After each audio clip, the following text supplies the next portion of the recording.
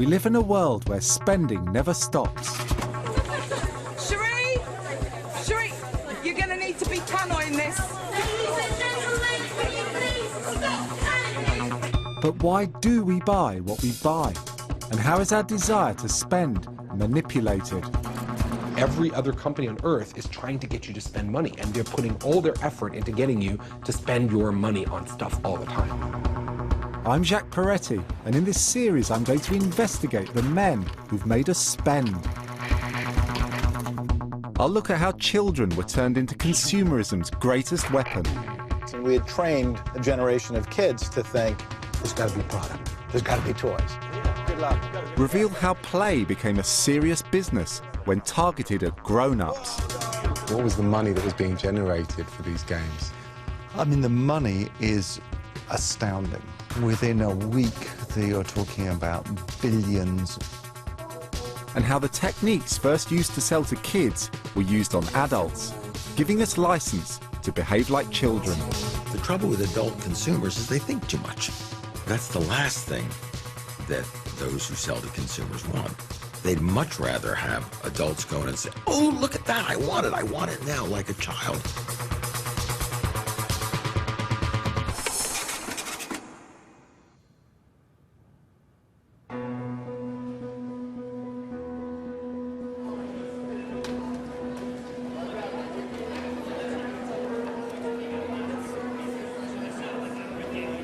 In less than 50 years, children have become prized consumers, with British and American kids worth £700 billion a year.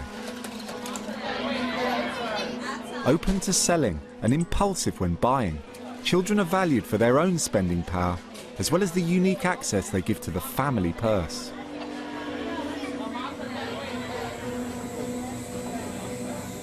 It is through these young consumers that business learned to sell using fun and play.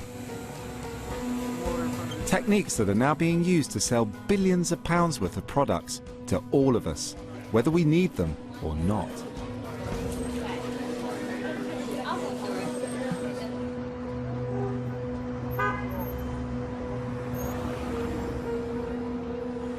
And when it comes to the very young, the key lies in creating a character which, if successful, will be used to sell hundreds of different products. Peppa Pig? All right, what's your favorite thing to play, Jeremiah? This looks like a play centre, but it isn't. Here, Dr. Alison Bryant road tests new characters for the toy industry.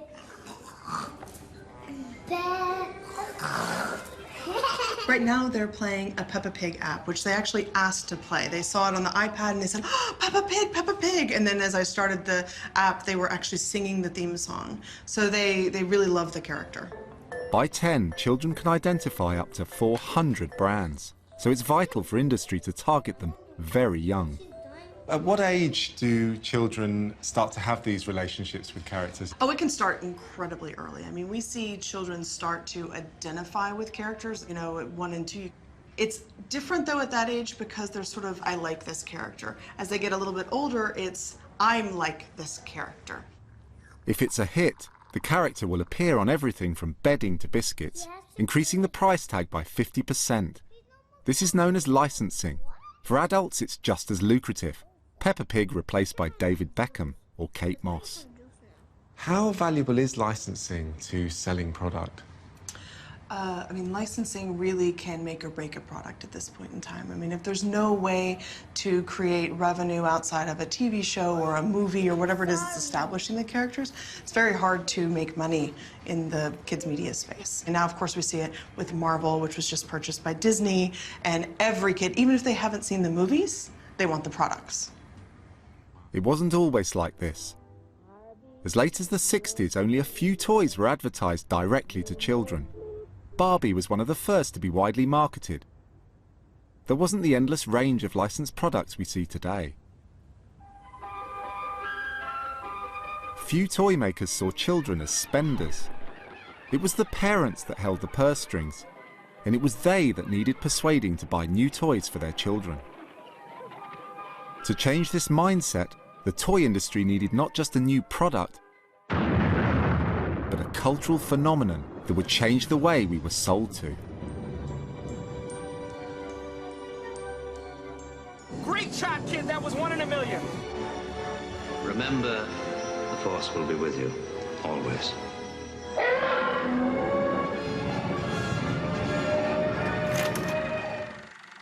Star Wars was the singular vision of one man, George Lucas.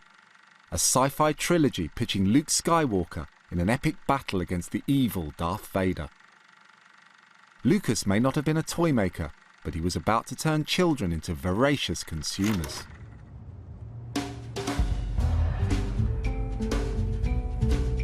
I've come to California, where in 1977 the filmmaker was struggling to find a studio to back the unpromising sci-fi project.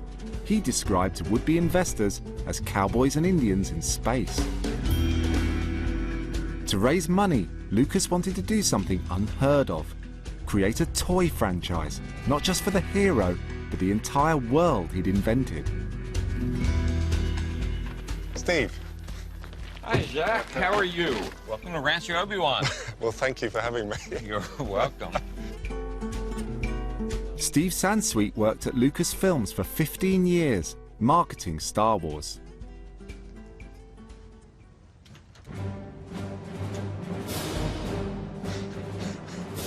That's phenomenal. Well, this is Rancho Obi-Wan. That's amazing. I am not often lost for words, but I am today. So this Darth Vader, this is the Darth Vader. Lots of it are parts from the original movie costume from Star Wars and The Empire Strikes Back. Can I touch? Yes, absolutely. It's like my generation's equivalent of the Turin Shroud or something. You said it, I didn't. When Star Wars opened in cinemas, its tale of good battling evil enthralled children around the world, including me. The franchise had been created, and the world of selling to children and adults would never be the same again. These are the action figures, and these are the things that really cemented fans' appreciation for Star Wars, I think. So this Luke Skywalker was the first ever toy? There were 12 toys that came out, and so you can see on the back of the package. But even predating that, there had never been a successfully merchandised movie until Star Wars. For the next 6 years, Star Wars cemented itself not as a movie or a toy, but an industry. This is ridiculously fantastic. But when Lucas took his idea to big toy makers, whoosh! None spotted its potential.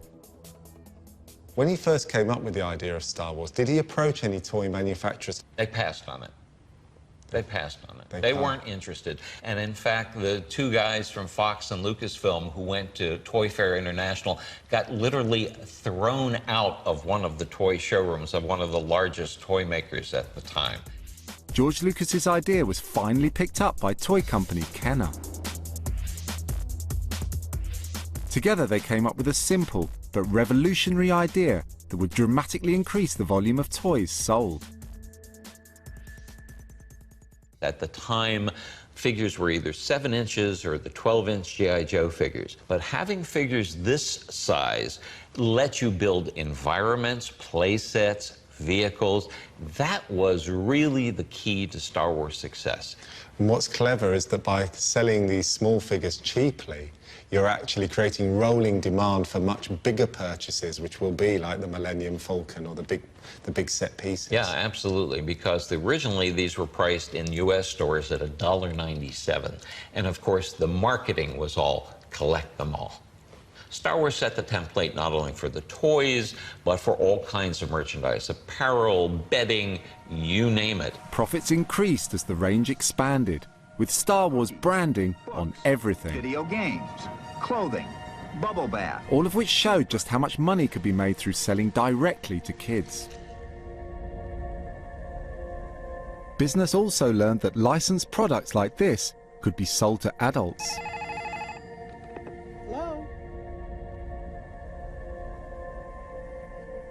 Since the launch of the first film, £13 billion worth of Star Wars branded products have been sold worldwide.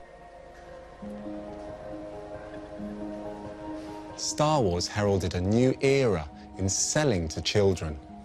Film and TV would combine with the toy industry to create brands that would stay with us forever. The 1970s saw a new conduit for selling: colour television. The perfect medium for marketers to drive home sales to a young audience.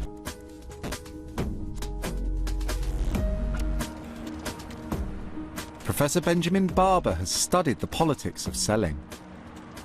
The challenge for vendors, the challenge for producers was how to get to the children, because between them and the children stood gatekeepers, parents, teachers, government, regulators. So how to bypass them, how to get it around them was crucial. And one of the things that was very, very important was television, because those who controlled what was on the screens were in a position to market directly to the children. $1 billion for Nestle chocolate. Airtime quickly became cluttered with ads selling sugary foods and toys as children were targeted increasingly aggressively.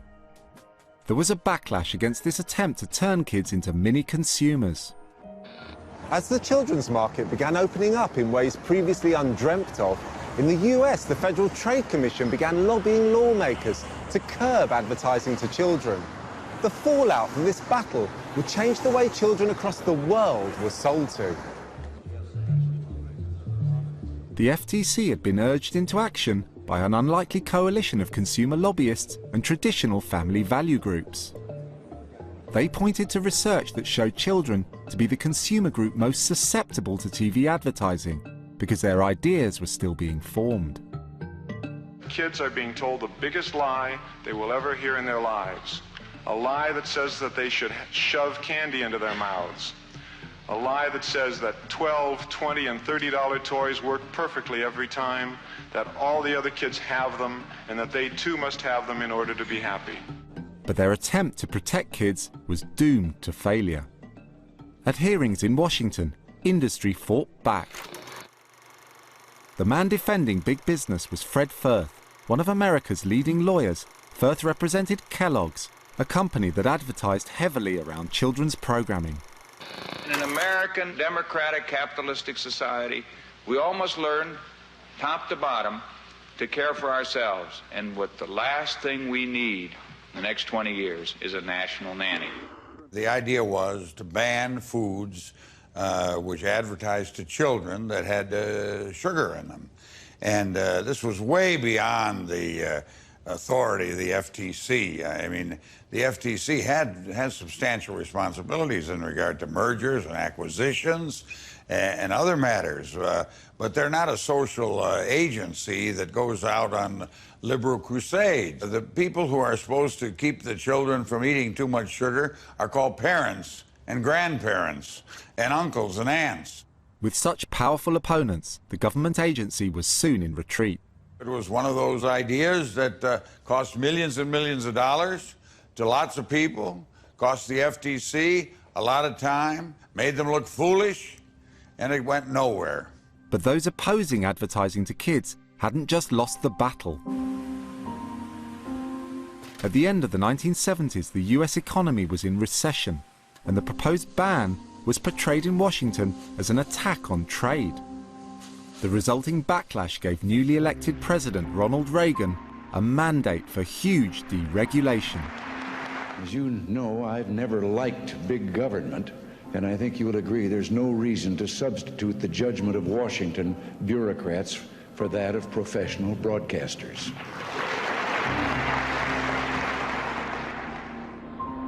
The government set about dismantling the rules that protected children from advertising. Looking back now, do you not have any qualms about preventing legislation going through that was designed to protect children? I never prevented any legislation from going through. If this was such a grievous affair, certainly the Congress of the United States would step forward to protect 5-year-old children, if that was the great issue. The way was clear for toy marketing to step up another gear.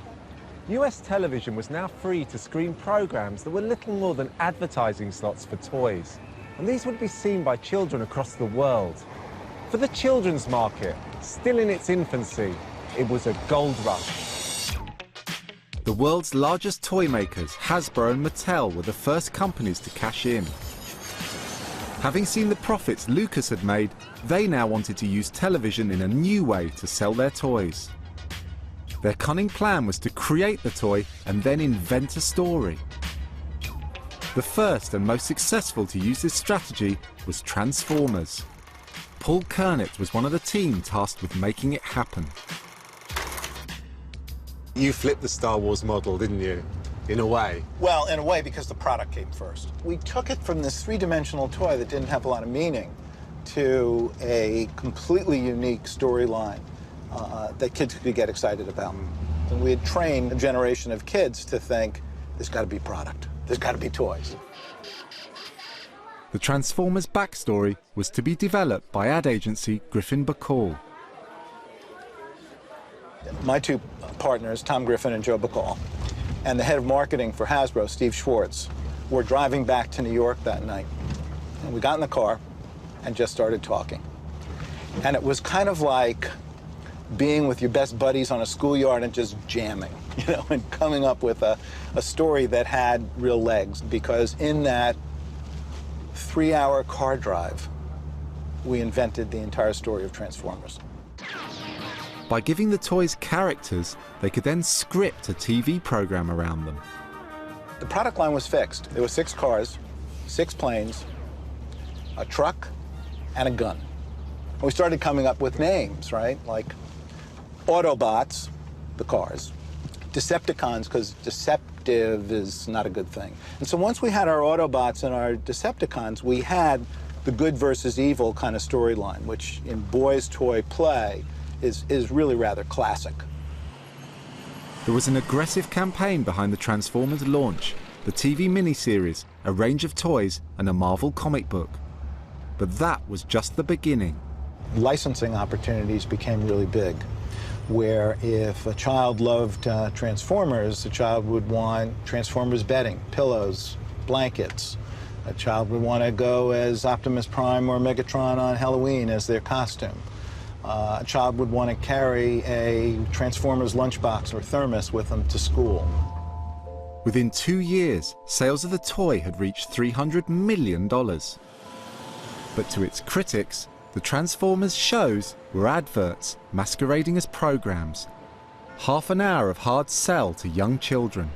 How did you get away with making 30-minute commercials in a mini-series? Well, now you're being very controversial. We did not feel they were adverts. We were very serious about the work that we were doing, and it was quality television programming, some of the finest television programming for children at the time.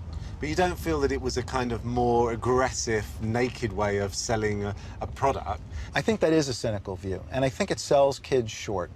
I think that the idea of creating worlds in which there is open-ended play and understanding that kids can breathe their own storyline, their own excitement into it, is really a joyful thing to do.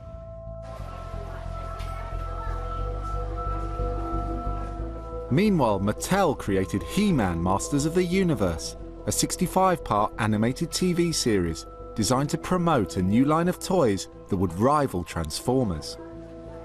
All right, Teresa, you haven't seen this for some time. Oh, gosh. For years. The hard sell of these shows was frowned on in Britain, but they were attractive to TV executives as they were cheap and popular. In 1984, Teresa Plummer Andrews was a program buyer for ITV. By the power of Grayskull. You know better than I do. I used to watch this. And I became He-Man, the most powerful man in the universe. It was very different from the kind of shows that were shown before, wasn't it? It was brashly commercial.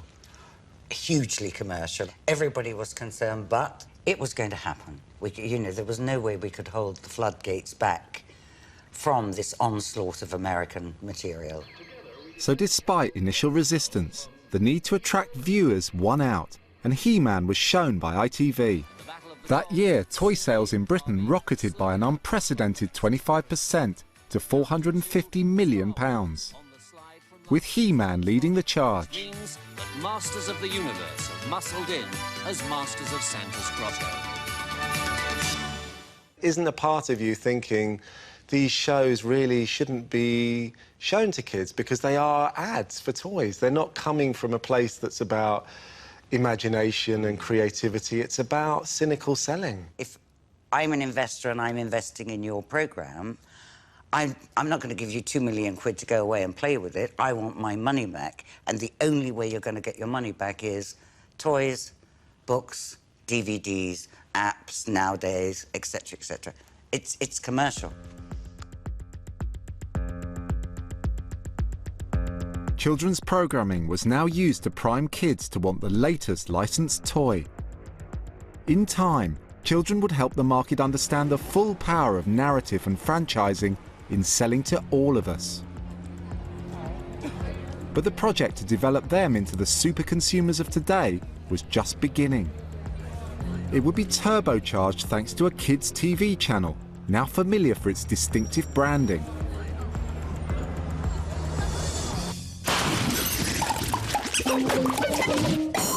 Nickelodeon, the US kids network.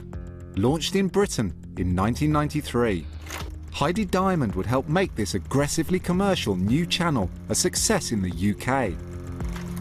She was the executive vice president, tasked with winning over the many critics of its brash approach.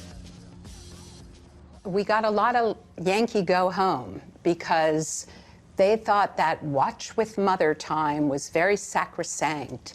And the idea of children to be wild and children to be loud and outspoken and effervescent, that was not what the British population was used to at that time. Heidi, how valuable was Nickelodeon to advertisers? All of a sudden, there was a way to reach children with volume and frequency. It meant a lot, and particularly when you're selling cereal or sweets or toys. It took a little while to catch on because certainly, you know, the notion that, oh my goodness, all of a sudden you're doing too much programming to kids. But advertisers started to see the light and that here was an opportunity to message to them regularly before they went to school, after they came home from school, before they went to bed. By 2007, the average British child was watching 10,000 TV adverts in a year. Don't you think there's something slightly immoral about the idea of targeting people who really haven't the capacity to judge whether it's right to be wanting that object? You know, fair enough, the question, but kids are consumers the same way as adults are consumers. They get pocket money, they do chores, they earn money, they want to go to the newsagent, they want to buy their magazines, they want to buy their Kit Kat bars or their Mars bars. So why not talk to them on a level that appreciates that they're a consumer the same as you and I? Ads on Nickelodeon were not just aimed at children, but also at parents who it was assumed would watch TV with their kids. But research by Nickelodeon found that children watched alone, and it was they that saw the ads for holidays and cars that were aimed at their parents. It became evident to us that kids had such a firm influence on their parents' decisions. Besides saying, "Mommy, Mommy, I want this kind of ice cream," when it came time to purchase the family car, the children's voice was heard. Children were, of course, primary targets for marketers and advertisers, but increasingly it was apparent that kids also had considerable influence on adults as well. They were in a position to go to their parents and not just say, I want this particular game, I want this particular video, but to also say, why don't we have this kind of a television? So the old gatekeepers, in a sense, now became the new targets of the very children they were supposed to be gatekeeping in influencing them and what they buy. By 1996, it was estimated that British children influenced around £31 million of adult spending each year. Advertisers looked at children with fresh eyes. They now saw kids as a Trojan horse. Get the message to the child, and they would take it straight into the family home to the unsuspecting parent. Ads for large family purchases would now be targeted at kids as well as adults. manufacturers didn't stop at advertising to kids. They began to redesign the very product according to what children wanted. The first to do this was the Japanese car manufacturer, Toyota. In the late 90s, sales of the People Carrier went into sharp decline. Mum and Dad thought it looked boring when compared to the SUV. So engineers at this American plant in Detroit came up with an idea. If they couldn't sell the People Carrier to parents, why not try and sell it to the kids? Andy Lund came up with a new child-friendly design. You know, we did not think that the word cool and People Carrier had to be opposites. We wanted to make a cool van. Toyota weren't sure what cool might be for 7 to 14-year-olds, so they travelled from coast to coast to find out. We decided that if we're going to learn, we have to go and listen to the children and watch the children. What were the things that kids were saying they wanted? Well, there were several features, but let me show you two. The first one is the seat. It is a captain's chair. It's designed after the driver's seat so that the people that sit here don't feel like they're stuck in the way back. They're a key member of the vehicle. And so that was the first thing. The second thing was our widescreen rear seat entertainment. An advertising campaign was launched to promote the new child-led design. Hi, ladies. Are you ready to get started? Shall we? I want 100 cup holders. How about 14? Okay. Put a TV there, make this prettier. This is working well. Yeah. How did these changes affect sales? Well, focusing on what children want did help our sales of our minivan. We always believe that if you listen to the customer, if you give the customer what they want, they will reward you by purchasing the vehicle.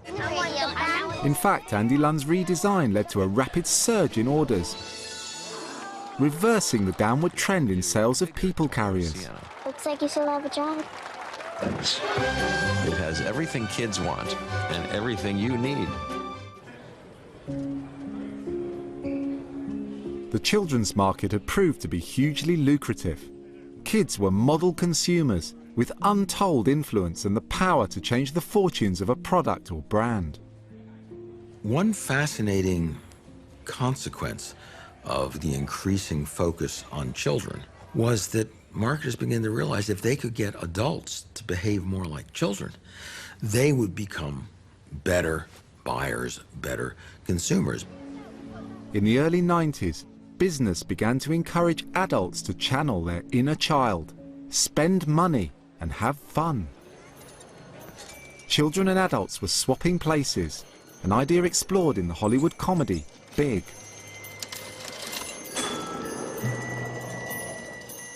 Make my wish. I wish I were big. In this clever and prescient film, Josh Baskin is a boy who desires to become big and wakes up the next day in the body of a man, played by Tom Hanks. Neat. As a grown-up, he finds work in a toy company, but it is the child inside him, impetuous, innocent, and endlessly delighting in toys and play, that offers the key to the market.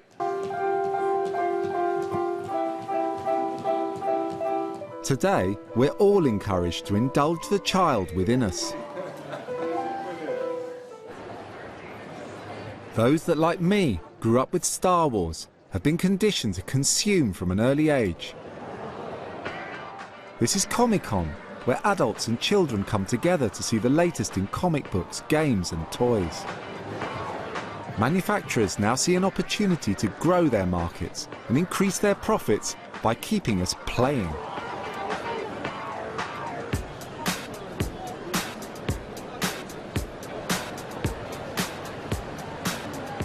Do you think there isn't really a divide between adults and children anymore? That we sort of just consume things that are childish, but as adults? In every man there is still a boy left, because, well, men never truly grow up. I certainly haven't put away all my childish things. I have a big box of Lego myself that they're not allowed to play with, so I think my parents stopped playing a lot earlier than I have. I came here today to support my kids because I've always made them costumes since they were about that high. And now they're 30 and 28. They're here. It's a different world to what we had. We had to grow up when you was 18 and that was all there was to it. Your bones hanging out. The boundaries separating the adult and children's markets are invisible here.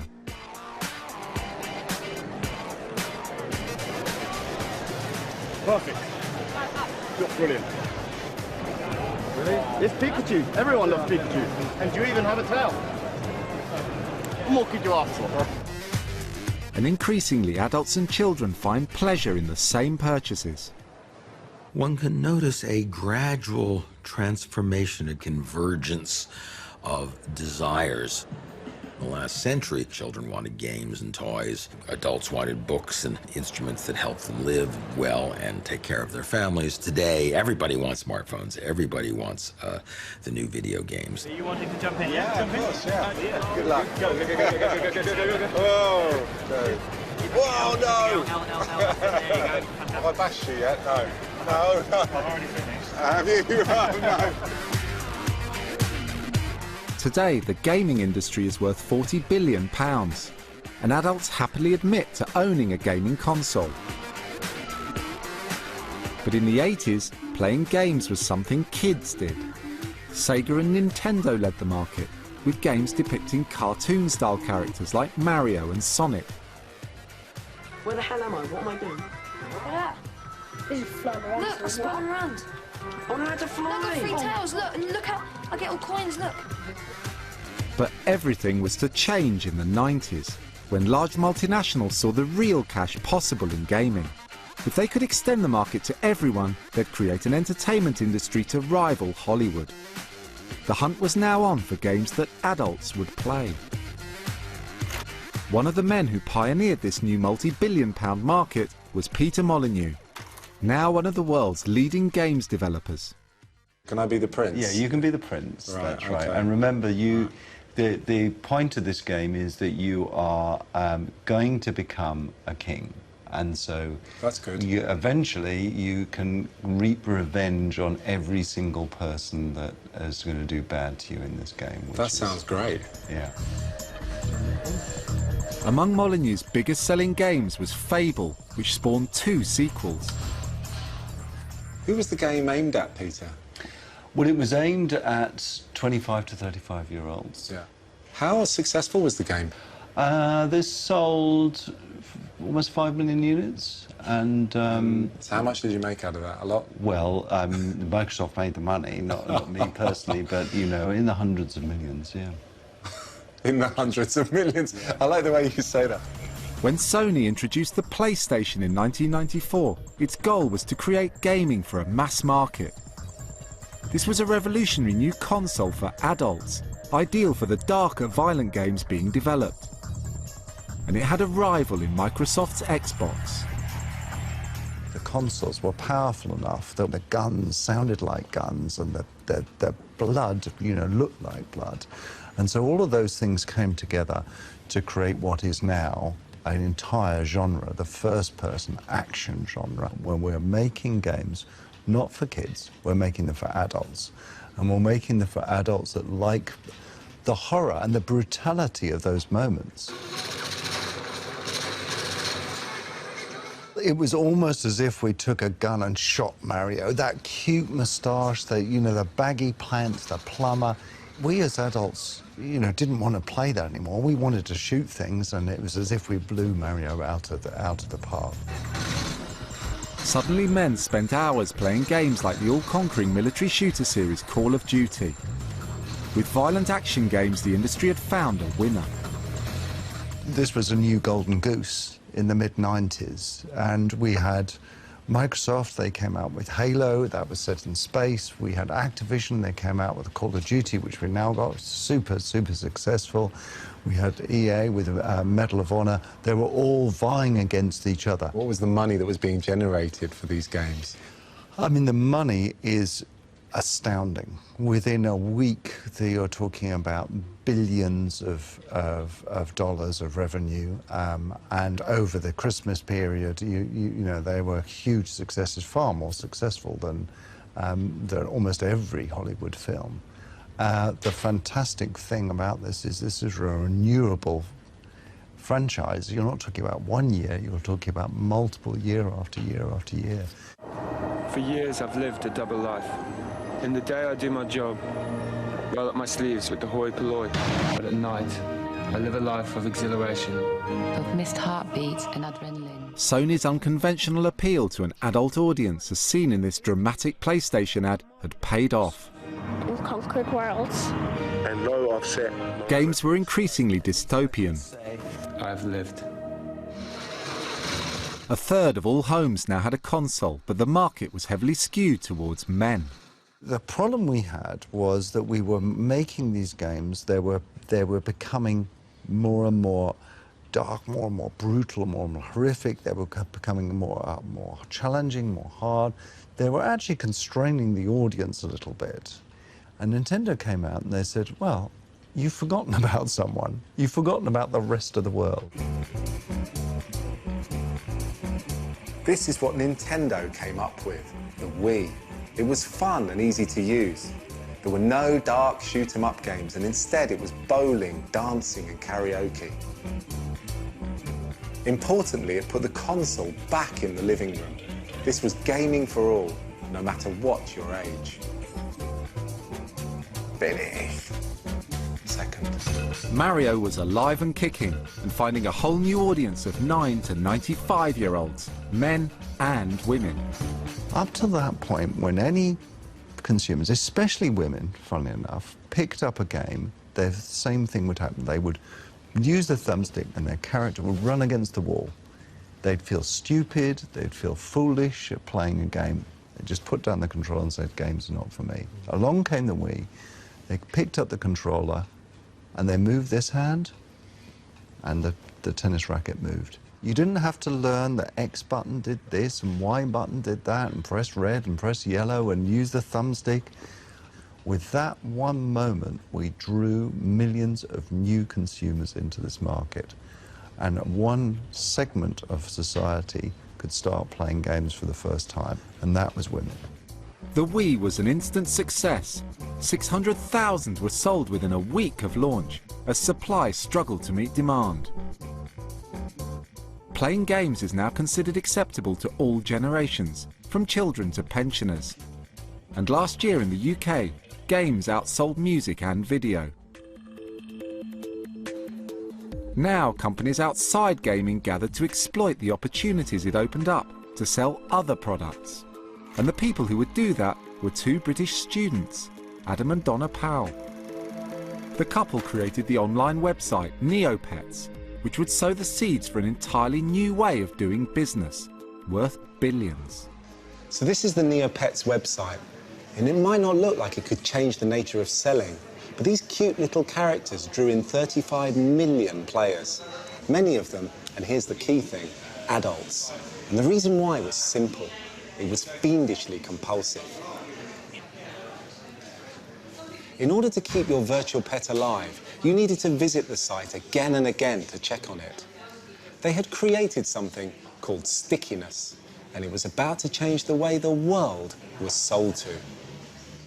Neopets was the stickiest site on the web. And by stickiest site, we mean the site where people spent the longest period of time on there. We had people that were spending hours and hours a day and were returning on a daily basis. And we had a lot of players, a lot of eyeballs. We had 50 million accounts. 50 million? Yeah, it was huge in the States. Australia, we had a lot of players in Australia. And Singapore, it was hugely popular. It was a vast percentage of the population played in Singapore. Half the population of Singapore at one point were playing Neopets. Yeah, it was pretty insane. Stickiness was a games innovation, but business was about to exploit it to get us to spend money. Within 2 years, global corporations like McDonald's, Disney and Colgate began to advertise on Neopets. How important was it to these companies to get in on something like Neopets? It was hugely important for them. They had never had an opportunity before to reach such a captive audience that they could present their brands to in a completely new way. I mean, this was something that people were going nuts for. I mean, it's a thing that marketers dream of. Neopets offered big companies the chance to integrate their branding into the site's content, often as part of a game. In this way, players engaged directly with the brand. It was called immersive advertising. What did they do in terms of this immersive advertising? Basically, we made tailored mini games for them, which involved McDonald's products, where like you would build a burger and things like that. Colgate wanted a wheel of brush, which I'm not kidding here. You basically spun a wheel and it was a toothbrush, and you won a prize depending on where the toothbrush head landed. The Powells say they grew uncomfortable with the increasing commercialisation of the website. It kind of turns a little bit, too heavily towards the sponsor side. At one point, we had 5 developers working on sponsor games and 1 developer working on our own content. In 2005, Neopets was sold to global media corporation Viacom for £100 million.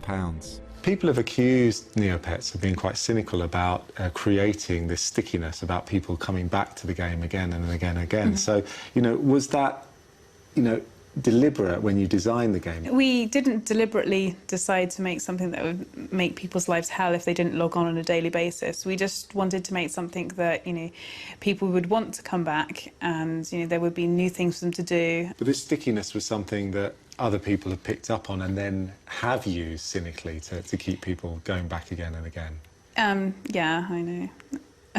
But I mean, you did create those techniques, Yeah. I mean, we were very young, we were very naive, and we just wanted to try to create the best game we possibly could. Business learned something profound from Neopets. Consumers could be drawn back more frequently if play combined challenges with reward. Angry Birds put this into action. This led to games becoming increasingly compulsive and involving. We started to realise if we compare scores, then we could give you a ranking. How were you better than your friends? And that's how we could make you play more, because it wasn't just about beating the game, it was beating your friends. And then we introduced something called achievements. And the achievements were fantastic. They were little bizarre things that you did in the game. You got a gold star for doing an achievement. And that, again, encouraged you to keep playing. If you're playing my game, you're not playing someone else's game.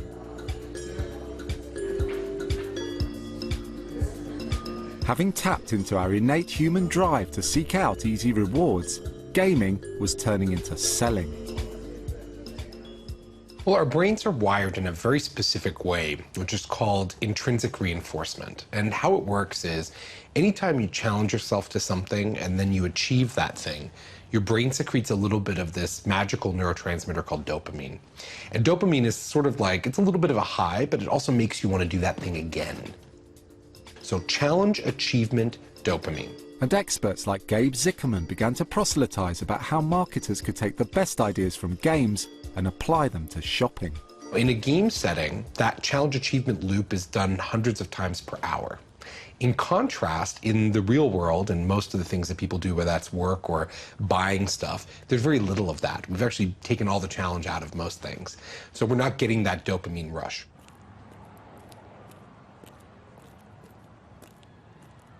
Marketers realised that if they could inject the same excitement and compulsion into their products, they could dramatically increase sales.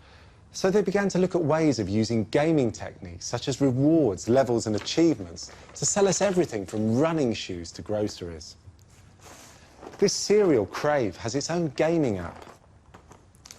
Pirates of the Caribbean comes with its own reward scheme. And these sausages have their own Facebook page. This technique became known as gamification. Manufacturers use it to create stickiness with the product and the brand. McDonald's Best Chance Monopoly is still on. One early and profitable example of this is the McDonald's Monopoly promotion, which ran in the UK as well as the US. Based on the popular board game, shiny ads like this cleverly lured customers, offering the chance to win wheelbarrows of cash. We haven't won any food prizes or instant win prizes yet, but we got 6 chances, so here we go. It looks like a simple tear and win game, but to make it more compulsive, players needed to collect all the properties on the Monopoly board to win the jackpot. McDonald's had turned a visit to their restaurant into a game.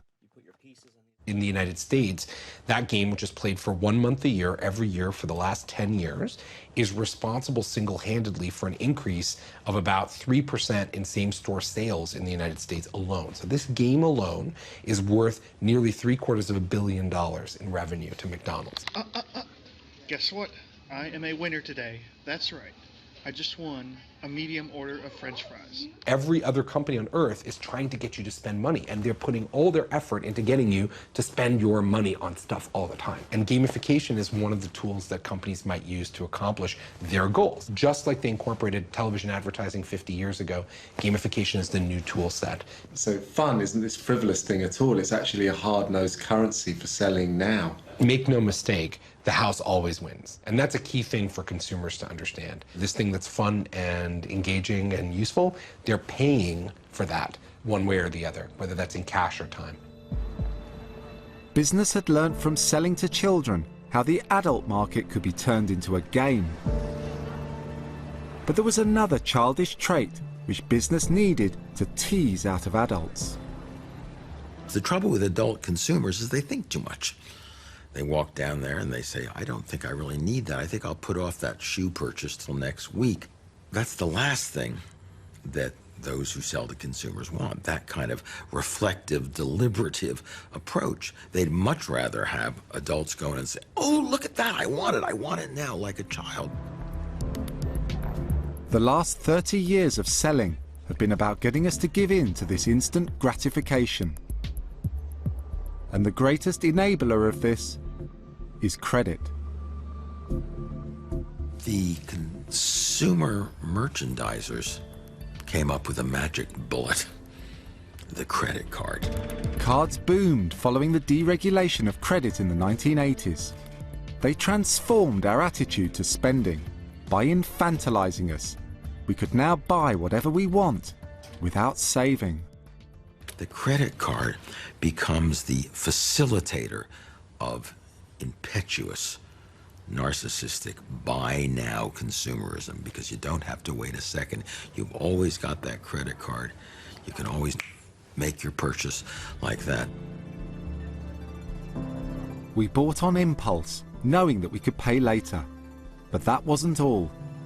Studies of brain activity show that we experience a discomfort akin to pain when we hand over cash. Good morning. Thank you. Thank you. Put simply, when I pay with cash, I'll think more carefully about what I'm spending. At $7.20, please. Thanks. But when I spend with cards, I'm far more likely to spend more, up to 100% more. That's $66.70, please. Evidence of this was provided by Dražan Prelec, a professor of behavioural economics. He and fellow academic Duncan Simester carried out an experiment. They set up an auction, and students were asked to bid for tickets at a basketball game. Students who were interested in basketball, walking through the door, they received a bid sheet. Half of the students were told that if their bids won the auction, they would have to pay with a credit card. The other half were told they would pay for their winning bid in cash. The results were extraordinary. The bids with a credit card condition were about twice as high. And in fact, there were no cash bids up to $100, but the credit card bids went to $300 or $400. Somehow with a credit card, your tendency to purchase is released and you're more comfortable with high figures. You lost the tight connection between the purchase and the actual payment itself. The tight connection? Connection. What do you mean by that, the tight connection? Well, a tight connection is when you take out your wallet and you pay something in cash, because there's the purchase and then there's the cash that you see that you don't have anymore. Try to pay for everything in cash for a week and just watch how that feels. Just go for a cash system. Pay your rent in cash if you can. It's painful also. It's painful. So what you've done with the credit card is you've deferred the pain down the road. Yes. You've deferred the pain and you have diffused it. You have disconnected it from the purchases. That's the important bit. That's the important thing. By the late 90s, an entire shopping culture had been built around credit and the glamorous life it could buy, creating a new syndrome. A green scarf, please. Good choice. It's the last one. In lively comedy Confessions of a Shopaholic, a smart, successful woman shops compulsively. 30 on this card.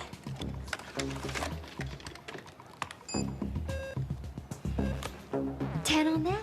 Reflecting our growing reliance on credit, her shopping habits run out of control as she continues to spend money she doesn't have. Declined. Really? Could you try it again? Really declined. For several years, Avis Cardella was the real version, struggling to bring her own shopping habit under control. She wrote a book analysing how credit cards have fed our compulsion to spend. I remember for me, with my first credit card, it felt a little bit like magic. How many credit cards did you have? I think at one point I had 8 or 10 cards.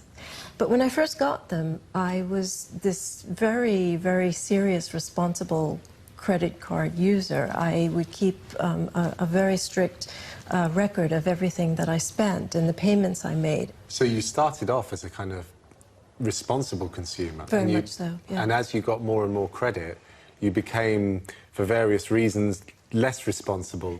I think by that point I was indoctrinated into this way of believing that you know, you had these credit cards and you just continued to use them. Researchers found that credit cards play to our innate tendency to believe the future will be better.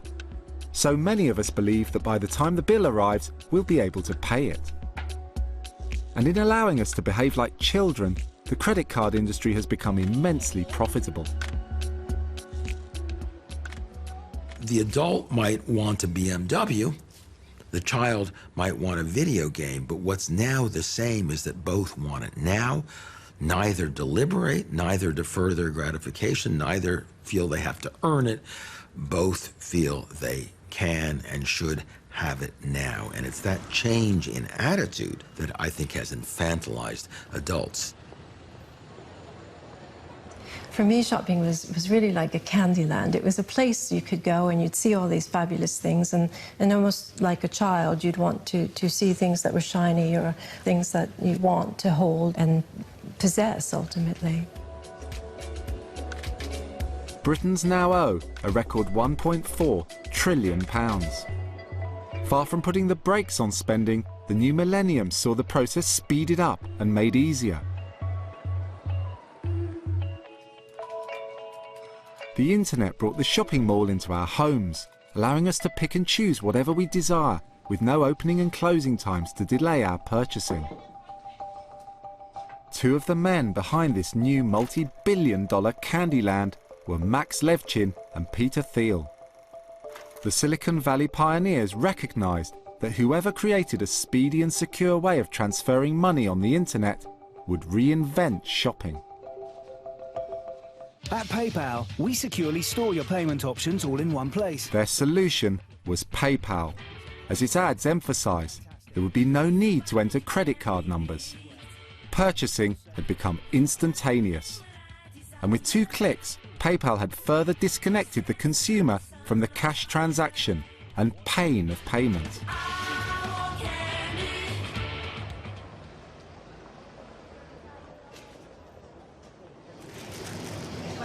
So Narek, I want to buy this sandwich. How do I pay with PayPal? There you go. So you start the PayPal app. Excellent. PayPal's Narek Patel is finding ever newer, pain-free ways of getting us to pay. There you go. Great. Done. Brilliant. You just paid with PayPal. Yeah. Fantastic. The big thing about it is you just needed an email address to create a PayPal account and a funding source behind it. Everyone's kind of marching in the same direction, which is quicker, simpler. Yes, of course.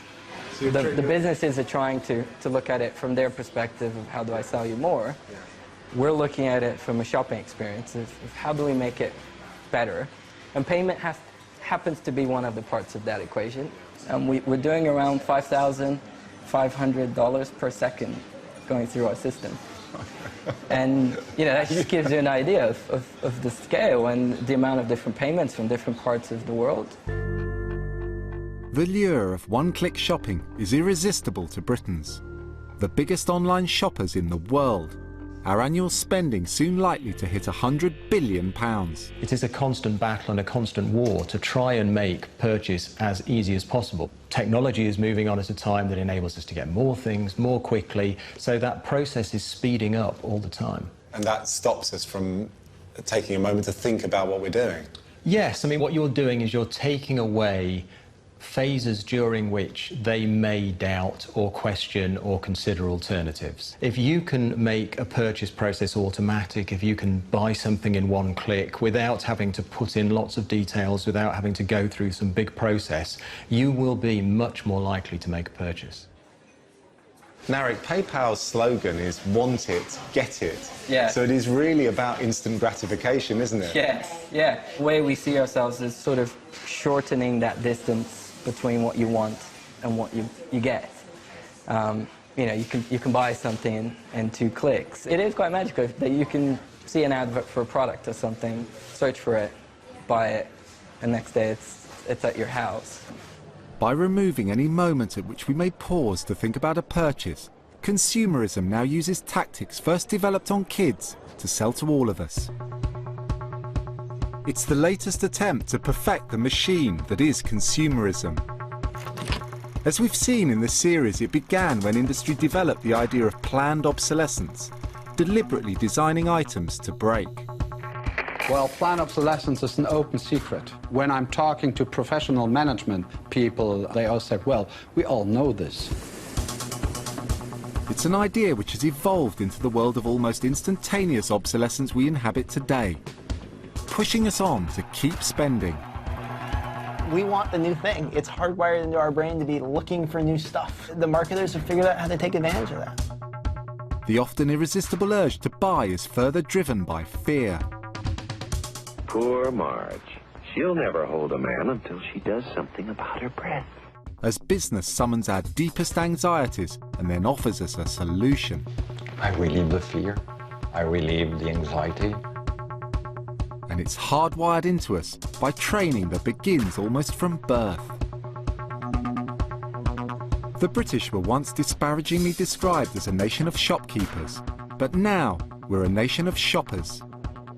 And it's through spending that we are able to express who we are and who we want to be.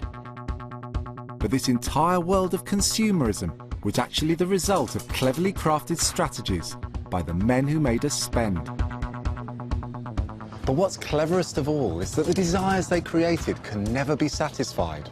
Whatever we own, there'll always be something more, something better. And that's what keeps us spending.